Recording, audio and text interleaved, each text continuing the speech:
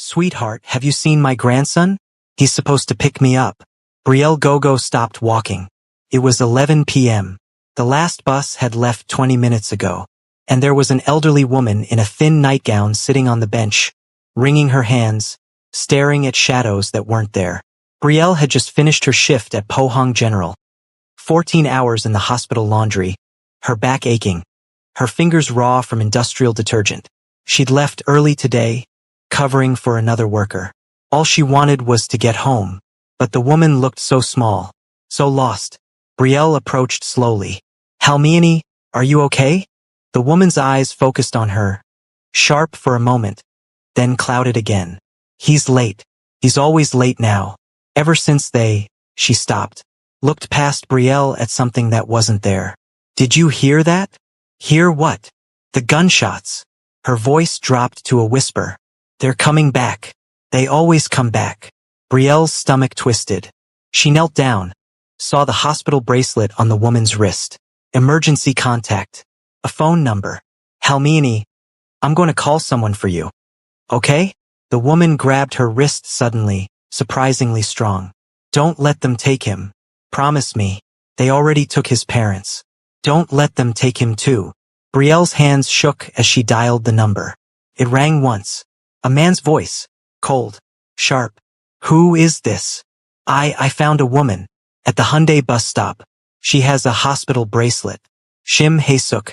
She's confused and, what did she say to you? She's asking for her grandson. She mentioned gunshots.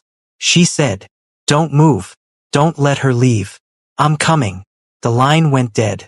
Brielle looked at the old woman, who was now staring at the empty street, tears streaming down her face. They shot them right in front of him, she whispered. My little boy watched his parents die, and now I can't even remember his face most days. 5 minutes later, headlights cut through the rain. Not one car. 4 black sedans. No license plates. They didn't park. They surrounded the bus stop. The back door of the lead car opened, and Brielle understood, in the 3 seconds before he stepped out, that her life had just changed forever. Hey lovelies, welcome to Afro-Korean Fusion Tales. Quick favor, subscribe and comment where you're from. Now let's see who stepped out of that car.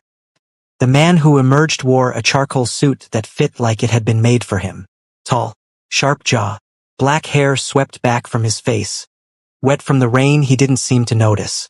And on his right forearm, visible where his sleeve was rolled to the elbow, a striking tattoo. Black ink.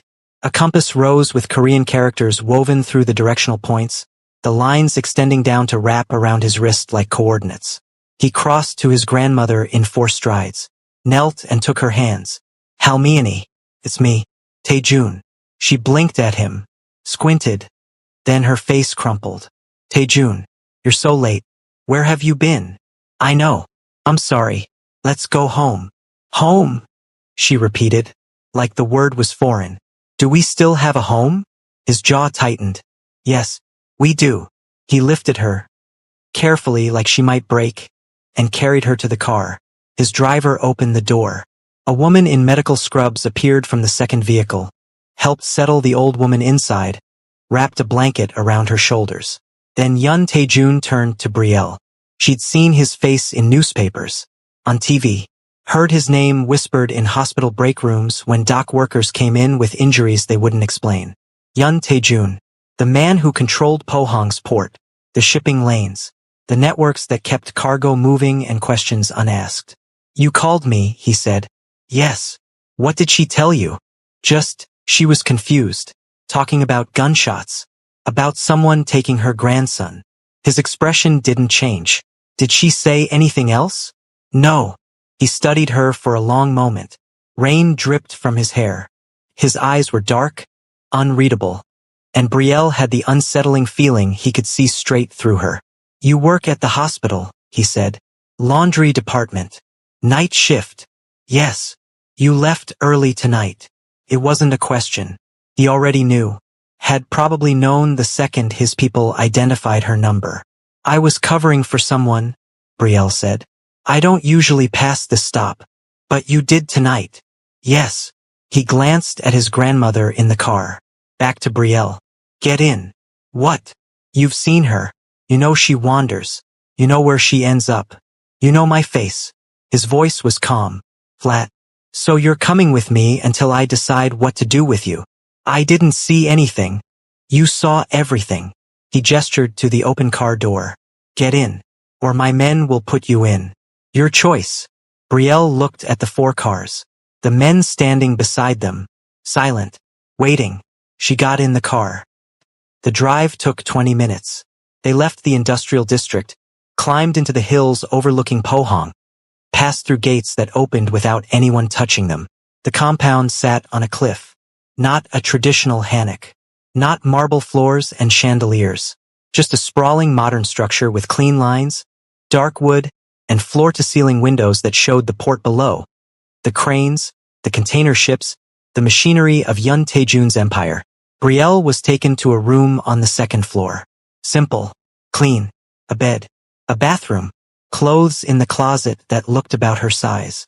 Then the door locked from the outside. She didn't sleep. 3 days passed. Meals appeared. Someone had left toiletries. The clothes fit perfectly. But the door stayed locked. On the 4th day it opened. A man stood there, mid-40s, expensive suit, smile that didn't reach his eyes. Miss Gogo, I'm Jae-suk, Mr. Yun's associate. He'd like to see you. Brielle followed him through hallways that smelled like pine and rain. Downstairs, into an office with windows overlooking the port. Yun Taejun sat behind a desk. Papers spread in front of him. The compass tattoo on his forearm caught the light as he made notes. In the corner of the room, in a chair by the window, sat his grandmother. She was staring outside, humming softly, didn't acknowledge Brielle's entrance. Sit, Taejun said. Brielle sat. He set down his pen, looked at her directly. You're a laundry worker. Yes. Pohang General. 5 years. 6. From Lagos. Yes. Work visa. Renewed annually. Clean record. He recited it like reading a grocery list. You send money home. Your mother. 2 younger brothers. Brielle's chest tightened. Why am I here? Because my grandmother spoke to you. Because you saw her at her worst. Because you know where we live. He leaned back. And because I need to decide if you're a threat.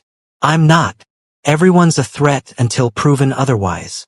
In the corner, his grandmother suddenly spoke. Is it time for school? Taejun has school. Taejun's expression flickered. Halmiani, I'm not in school anymore. You have to go. If you're late, they'll... She stopped, stared at the window. Did you hear that? Hear what? Gunshots. Her voice went thin, distant. They're shooting. They're shooting and Taejun is screaming and I can't get to him.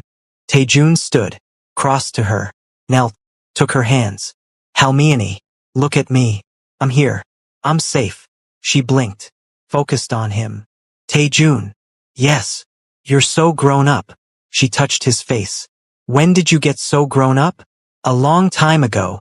I'm forgetting you, she whispered. I'm forgetting everything. But I remember the gunshots. Why can I remember the gunshots but not your face? Brielle looked away. The grief in the room was suffocating. Taejun stayed kneeling until his grandmother's eyes glazed over again. Until she went back to humming. Until she forgot he was there. Then he stood, returned to his desk. His face was blank again, controlled. She has schizophrenia, he said quietly. Diagnosed 8 years ago. It's gotten worse. The hallucinations are constant now. Gunshots, voices, people who aren't there. He paused. She raised me. After my parents were killed. She was a schoolteacher. Sharp, strong. She kept me alive when the people who murdered my parents came looking for me. And now she can't remember my name most days. Brielle's throat was tight. I'm sorry. I don't need your pity. His voice hardened. I need to know if you're going to be a problem. I won't tell anyone. No, you won't. Because you're staying here. What? You'll work in the household. Cleaning if you want. But your real job is watching her. Reporting to me. Making sure she doesn't wander again. He met her eyes. I'll pay you 5 times what the hospital pays. You'll have a room. Safety. And your family in Lagos will receive double what you've been sending. You can't just. I can. And I am. You have two choices. Accept. Or I make sure you can never work in Pohang again.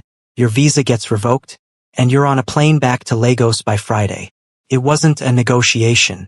Brielle thought of her mother, her brothers, the school fees she'd been struggling to cover. She thought of the old woman in the corner, humming a song she'd probably sung to her grandson when he was small. If I stay, Brielle said slowly, I want your word you won't hurt me. You'll be safer here than anywhere in this city. That's not what I asked. Something almost like respect crossed his face. You have my word. As long as you do your job and keep your mouth shut about what you see here, you're under my protection. Brielle looked at his grandmother. Back at him. Okay, I'll stay. The first week was strange. Brielle learned the household ran on silence and efficiency. Staff moved like ghosts. Meals appeared. Rooms were cleaned. No one spoke unless necessary. Jae-suk, Taejun's second-in-command, smiled too much, watched her too closely, asked questions that felt like tests. How's our guest settling in? Fine. And Mrs. Shim? Still wandering? No. Good. We wouldn't want another incident. His smile widened. Mr. Yun values loyalty above all else. Remember that. Brielle remembered. She spent her days with Hae-suk. The old woman had good days and bad days. On good days, she told stories about young Taejun. How he'd loved books. How he'd cried when she taught him to ride a bike. How he'd promised to take care of her when he grew up. On bad days, she saw ghosts. There in the hallway, she'd whisper. The men with guns. They're coming for him again. Brielle learned to redirect, to soothe, to sit with her until the hallucinations passed. And late at night, when Hae-suk finally slept, Brielle would find Taejun in his office. He never asked her to report. She did it anyway. She ate well today, slept through the afternoon, had an episode around 6, thought she heard gunshots, but it passed. He'd nod, make notes. Thank you. Can I ask you something? No. But one night she asked anyway. What happened to your parents? His pen stopped moving. That's not your concern. She talks about it. The gunshots. Watching you watch them die. If I'm going to help her, I need to understand. They were killed in front of me when I was 7. His voice was flat. Rival gang. My father ran the port before me. Made enemies. They came to our house. Shot him. Shot my mother. Left me alive as a message. He looked up. My grandmother hid me. Raised me. Taught me how to survive. And when I was old enough, I took back everything they tried to take from me. And the people who killed them? Dead. All of them. He returned to his papers. We're done talking. Brielle left. But she understood now. Why he was the way he was. Why his grandmother's illness hurt him in ways he'd never admit. He'd lost everyone. And now he was losing her too. One memory at a time. 2 months in, Brielle started noticing things. Jae-suk took calls in hallways. Spoke in low voices. Stopped talking when she appeared. New men showed up at the compound. Faces she didn't recognize. They didn't wear Taejun's colors. And one night, cleaning the corridor outside Taejun's office, she heard voices. Jae-suk. And someone on speakerphone. Old man's getting soft. Caring about his grandmother. Trusting some random laundry woman. A different voice. Cold. Amused. The Viper sends his regards. When you're ready, we move. Yun falls. You take the port. We take the southern routes. And the grandmother? Leverage. If she's useful. Otherwise, disposal. Brielle's blood went cold. She backed away silently. Heart pounding. The next morning, when Taejun asked for her report, she said, Your grandmother is fine. But I need to tell you something about Jae-suk. His eyes sharpened. What about him? I think he's planning to betray you. Taejun didn't move. Didn't blink. Just stared at Brielle with those dark, unreadable eyes until she felt like her skin might crack open under the weight of his silence. Then he leaned forward. Slowly. Deliberately. Say that again. Brielle's throat was dry, but she forced the words out. Jae-suk. I heard him last night. On the phone. Talking to someone called the Viper. They're planning something. Against you. What exactly did you hear? She told him. Every word. The softness in Taejun's voice when Jae-suk called him the old man. The casual cruelty in how they discussed his grandmother, leverage or disposal, like she was cargo to be moved or discarded. When Brielle finished, Taejun sat back. His fingers drummed once against the desk. Twice. Then stopped. You're sure? Yes. And you're telling me this because? Because your grandmother deserves better than being used as a bargaining chip by men who don't care if she lives or dies. Brielle's voice cracked. She didn't care. And because you've kept your word to me. So I'm keeping mine to you. Something shifted in his expression. Not softness. Taejun didn't do soft. But maybe something close to respect. A lion doesn't waste his strength chasing hyenas, he said quietly. He waits. Lets them think they're clever. Lets them expose their throats. His eyes locked on hers. You tell no one what you heard. You act normal around Jae-suk. You watch. You listen. And you report everything to me. Understood. You're not going to confront him? Not yet. A cold smile touched his lips. I'm going to let him think he's winning. And when he makes his move, I'll be ready. Brielle swallowed hard. And if you're not ready? Then we'll both find out what happens when you betray a man with nothing left to lose. The next 2 weeks were agony. Brielle scrubbed floors and folded laundry and smiled at Jae-suk when he asked how she was settling in. All while her stomach twisted into knots. She watched him move through the house like he owned it. Watched him give orders to men who should have answered only to Taejun. Watched him stand too close to Hae-suk one afternoon, studying her like she was a problem he needed to solve. She's worse, isn't she? Jae-suk said, his voice dripping with false sympathy. Hae-suk was staring out the window, talking to shadows only she could see. She has good days and bad days, Brielle said carefully. Must be hard on Taejun. Watching her slip away like this, Jae-suk's smile didn't reach his eyes. Makes a man vulnerable, distracted. Brielle's skin crawled. He seems fine to me. Does he? Jae-suk tilted his head. You spend a lot of time with him. Late night reports. Private conversations. People talk, you know? It was a threat wrapped in silk. I report on his grandmother, Brielle said evenly. That's all. Of course. He touched her shoulder, brief, cold. Just remember, loyalty is everything in this house. And disloyalty. He trailed off, smiled. Well, let's hope you never have to find out. When he left, Brielle's hands were shaking. That night, she told Taejun everything. He listened without interrupting. When she finished, he said only, soon. How soon? Soon enough. He glanced at his grandmother, asleep in the corner of his office, her head resting against the chair. Keep her close.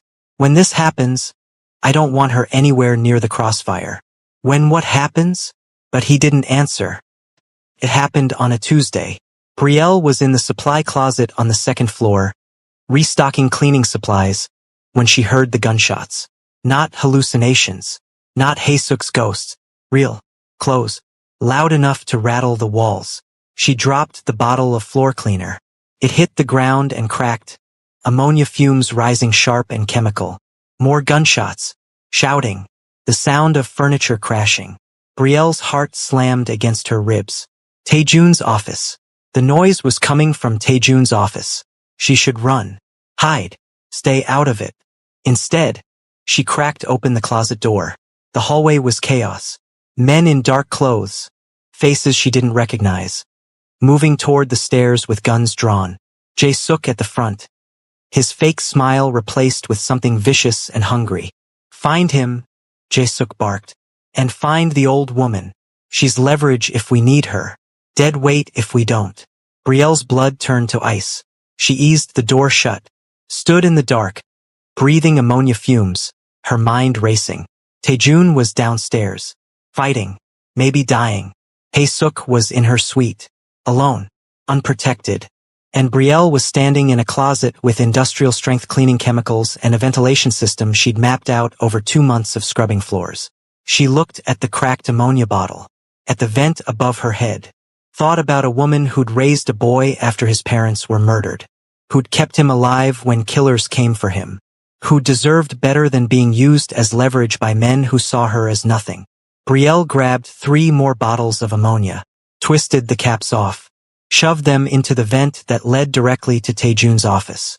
The fumes would spread fast, burn eyes, choke lungs, make it impossible to aim, impossible to fight. She didn't know if it would be enough, but she knew sitting still would haunt her for the rest of her life. So she poured. Downstairs, Taejun was losing. Jae-suk had brought 8 men, armed, trained. They'd stormed his office during what should have been a routine evening meeting, and now Taejun was bleeding from a gash above his eye, his suit jacket torn, his gun empty and discarded. Jae-suk stood across from him, smiling that horrible smile. You should have seen this coming. I did. Taejun wiped blood from his face. His compass tattoo was slick with it. I just wanted to see how far you'd go. Far enough to take everything you have. Jae-suk pulled a knife from his belt. The Viper sends his regards. He lunged. Taejun sidestepped, but not fast enough. The blade caught him in the ribs, sharp, deep, twisting. He staggered. Blood spread across his shirt. Jae-suk laughed. Not so untouchable now, are? He choked. His men choked. The room filled with sharp chemical fumes. Eyes watering. Lungs burning. Ammonia. Jae-suk stumbled back, coughing, trying to see through the tears streaming down his face. His men clutched at their throats, gasping. Taejun, already holding his breath, moved. He slammed his fist into Jae-suk's throat, grabbed the knife, twisted. Jae-suk's eyes went wide. He tried to speak. Taejun leaned in close. A lion doesn't chase hyenas. He waits for them to expose their throats. He drove the knife home. Jae-suk crumpled. The other men were already down, unconscious, incapacitated, no longer a threat. Taejun collapsed against his desk, hand pressed to the wound in his side, breathing hard. The door burst open. Brielle stood there, hair wild, eyes wide, reeking of ammonia. Your grandmother, she gasped. Is she safe? He coughed, blood on his lips. I moved her before this started. She's with my doctor, sedated, away from here. You're bleeding. I noticed. She crossed to him, pressed her hands over his. You need a hospital. I have a hospital. Here, in the East Wing. His breathing was ragged. But first, the ammonia. That was you. Yes. Why? Because Jae-suk was going to use your grandmother as leverage. And I've watched her call you by your father's name and ask where her students are and relive your parents' murder every single night. She deserves better. You both do. Taejun stared at her. You could have run. I could have. I didn't. Why? Brielle met his eyes. Because I'm tired of being invisible.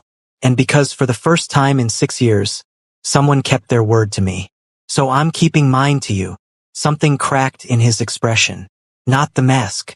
The thing underneath. Help me up, he said quietly. She did. Together, they walked through the ruined office, past Jae-suk's body, past his unconscious men, into the hallway where Taejun's loyal people were already appearing. Silent, efficient, cleaning up the mess. In the East Wing, doctors were waiting. Taejun let them take him. Let them stitch the wound. Let them pump him full of antibiotics and fluids and whatever else kept men like him alive. Brielle sat in the corner and didn't leave. When he woke, hours later, the first thing he said was, My grandmother. Still with your doctor. Still safe. The Viper. Your people are handling it. He nodded, closed his eyes. Thank you. 2 words. Quiet. Honest. Brielle's chest tightened. You're welcome. Recovery took weeks. Taejun ran his empire from a hospital bed, coordinating strikes against the Viper's network with the same cold precision he used for everything else. Brielle stayed. Not because she was locked in anymore. The doors were open. She could leave any time. She stayed because Hae-suk needed her. Because watching the old woman's lucid moments, when she recognized her grandson, when she smiled and called him by the right name, felt like watching something precious and fleeting. And she stayed because Taejun asked her to. Not ordered. Asked. Stay. he'd said one night, when the wound was mostly healed and he could walk without wincing. Not as staff, as something else. What else? I don't know yet. He looked at her. Really looked like he was seeing her for the first time. But I know I trust you. And trust isn't something I give easily. I noticed. A ghost of a smile. Will you stay? Brielle thought about Lagos. About her mother and brothers. About the life she'd built in the shadows. Invisible and safe. Then she thought about Haesuk asking if it was time for school. About Taejun kneeling in the rain, begging his grandmother to recognize him. About ammonia fumes and knife wounds and the way he'd looked at her when he said thank you. Yes, she said. I'll stay. 6 months later, the Viper's network was gone. Dismantled.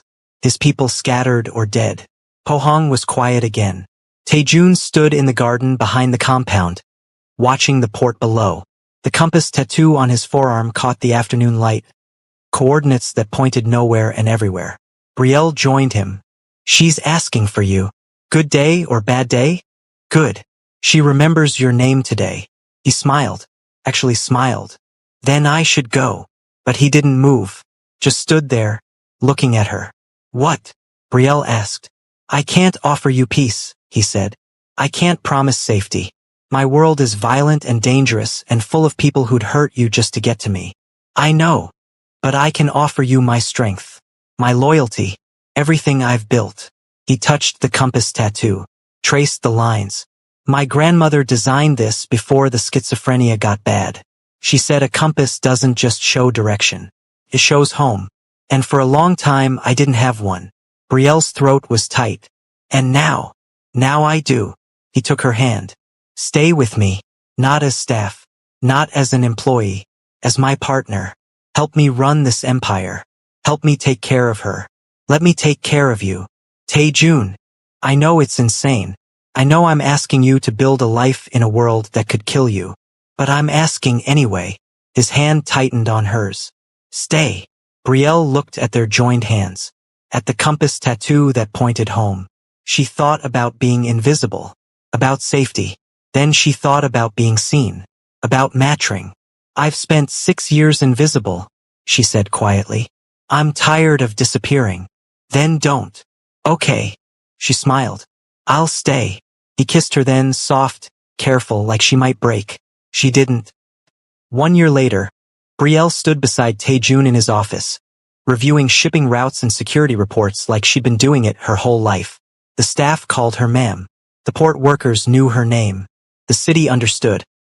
Harm her, and Taejun would burn the world down to find you. Haesuk still had bad days. Still saw ghosts. Still relived gunshots that had happened 30 years ago. But on good days, she held Brielle's hand and said, You're good for my grandson. And Brielle believed her, because she'd come to Pohang to survive. She'd stayed to build a kingdom, and she'd do it all over again. If this story touched you, drop a comment, hit like, and subscribe for more. Thank you for being here, and I'll see you in the next one.